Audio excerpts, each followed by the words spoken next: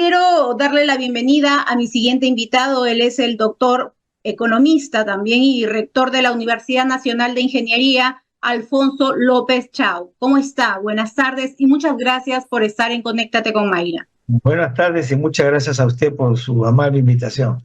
Hace unos días una revista internacional calificó al gobierno peruano de estar en un estado híbrido, a un paso del autoritarismo. Me gustaría empezar esta entrevista conociendo cuál es su opinión del régimen en el que actualmente nos encontramos como país. Yo califico el proceso actual de tiranía electiva.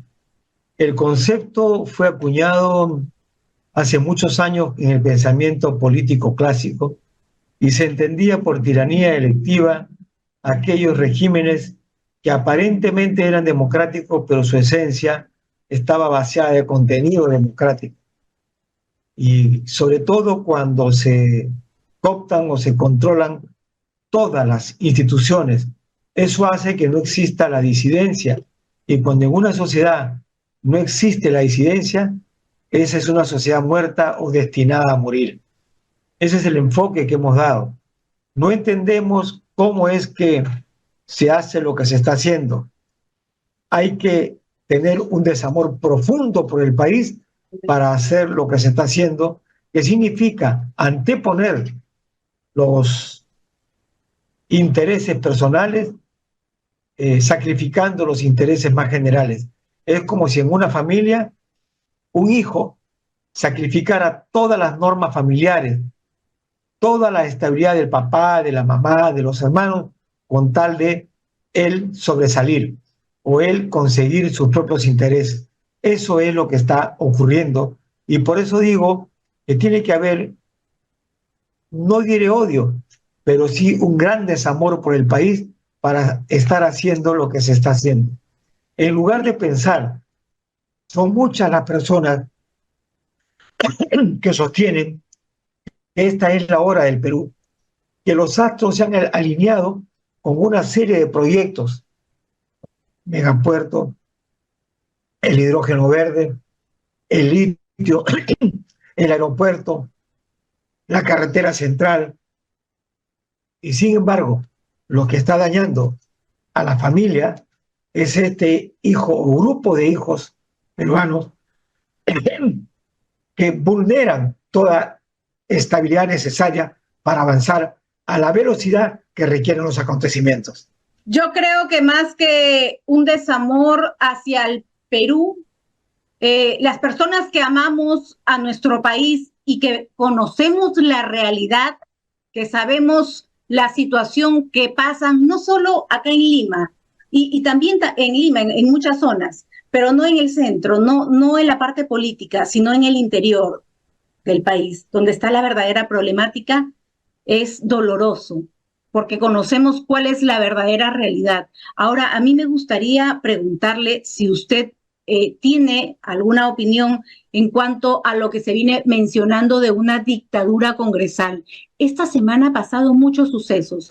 Hemos tenido, para empezar, la bicameralidad, que yo tampoco es que esté en contra de la bicameralidad, pero sí estoy en contra de la forma, cómo se hace, por intereses propios, por intereses políticos que se beneficien ellos mismos de querer tener una reelección. Hemos tenido también el intento de inhabilitar a todos los miembros de la Junta Nacional de Justicia, intentando romper el equilibrio de poder. Llegaron a destituir a dos jueces, la señora Aldo Vázquez y a la señora Inés Tello. Y lo último, ya la fresa del pastel, la ley que se presentó por parte del fujimorismo, que favorece la impunidad ante crímenes contra los derechos humanos y delitos de lesa humanidad. Todos estos hechos ocurridos en el Congreso nos dan a entender o nos dan un panorama de que estaríamos en una dictadura congresal. ¿Usted opina lo mismo o tiene otra percepción de lo que ha venido sucediendo en el Congreso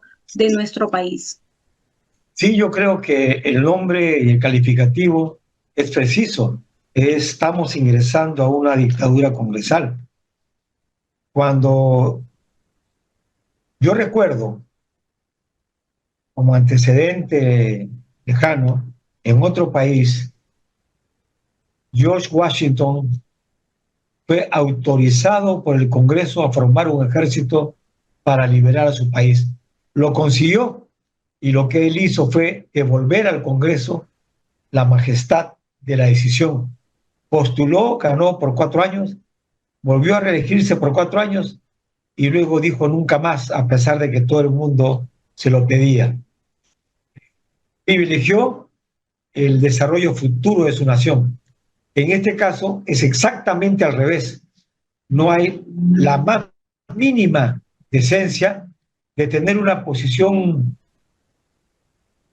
diríamos, proactiva para que se desarrollen las fuerzas políticas sanas del país. Por el contrario, taponan todo intento sincero de emergencia de liderazgos nacionales.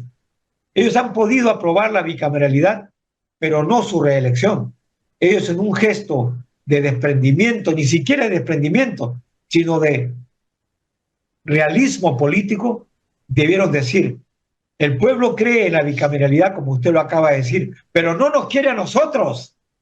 Nosotros somos repudiados, nosotros manchamos la propuesta de una bicameralidad que de repente necesita el país, pero ciegos no les importa, no les interesa nada. Y estamos ingresando a un silencio sísmico que es muy peligroso para el país. Cuando los silencios sísmicos explotan, se abren las compuertas de la clandestinidad, y cuando los pueblos entran a la clandestinidad es el terreno de todos y de nadie. Esperemos que no estén alimentando con sus majaderías y sus tropezas y su angurria por el poder lo que estamos viendo nosotros todos los días. Pobre país, pobre juventud, no hay institucionalidad. Nosotros hemos dicho, el país necesita 3 grandes partidos: un gran partido de derecha o centro derecha, con principios, con doctrina y con democracia interna; un gran partido de centro con principios, con doctrina y democracia interna; y un gran partido de izquierda con principios, con doctrina y con democracia interna, de un militante, un voto. Y un partido que sea del pueblo, que no tenga dueño propio y que no tenga intereses propios, porque es ahí cuando vienen los problemas, cuando se adueñan de los partidos y creen o quieren hacer lo que se les dé la gana. Y usted acaba de mencionar algo muy cierto. Tenemos a un gobierno con una gran desaprobación, que yo no sé quién le ha mentido a la presidenta que el pueblo peruano la respalda. Tenemos un Congreso totalmente rechazados, congresistas que van a sus regiones y que los insultan, que no pueden ni siquiera llegar. Pero yo quisiera saber si es que, al parecer, existe un pacto para quedarse hasta el 2026, pese a los problemas, pese a la recesión económica, pese a la inseguridad ciudadana y a todos los desastres naturales que el gobierno no ha tenido hasta el día de hoy la capacidad de poder resolverlos, porque cada día estamos peor y salen los estados de emergencia que hasta el día de hoy no le encuentro sentido, porque yo no sé qué es un estado de emergencia si tú no tienes una estrategia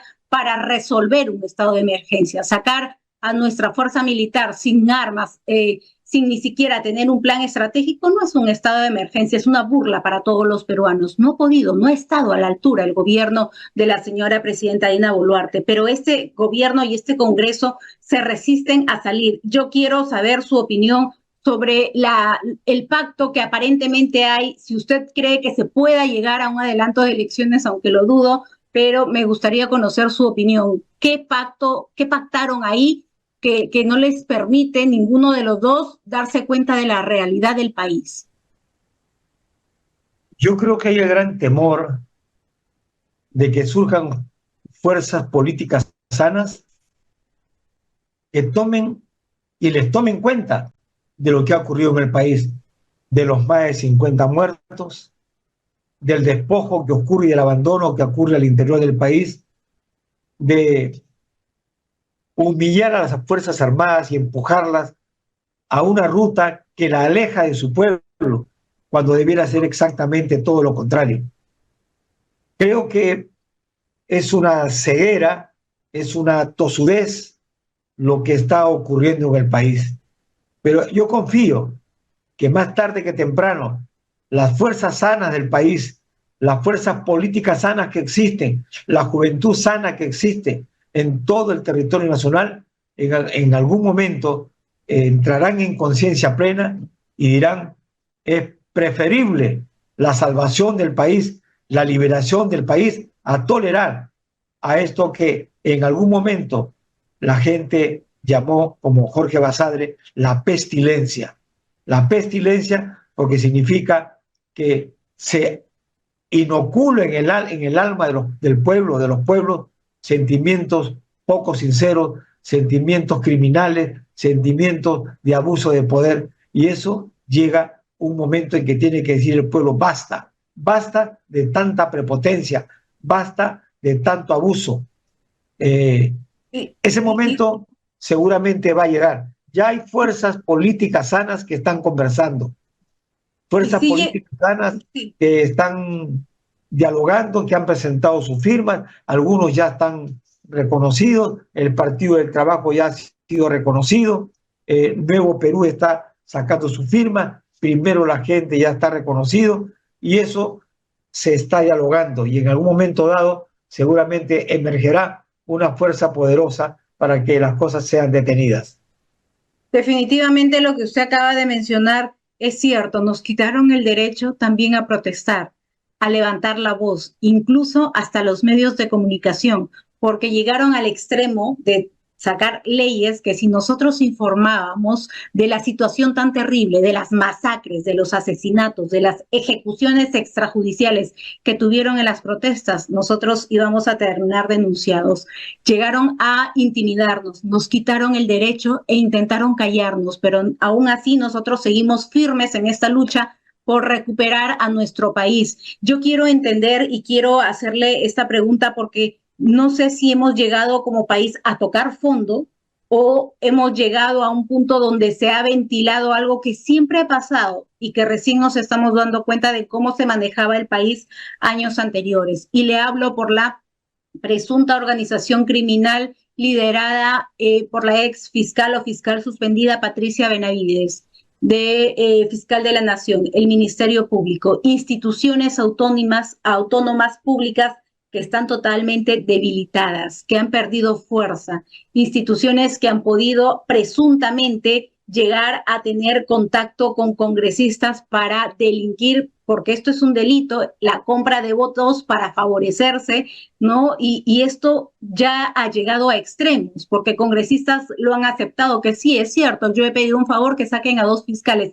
pero siguen ahí los congresistas que cometieron un delito de tráfico de influencias, siguen votando, siguen exigiendo, siguen pidiendo, y es porque piensan que la justicia nunca va a llegar para ellos. Tan intocables se creen, tanto llegaron a tener un poder que no reconocen la verdadera ética, moral y los principios de los seres humanos, doctor.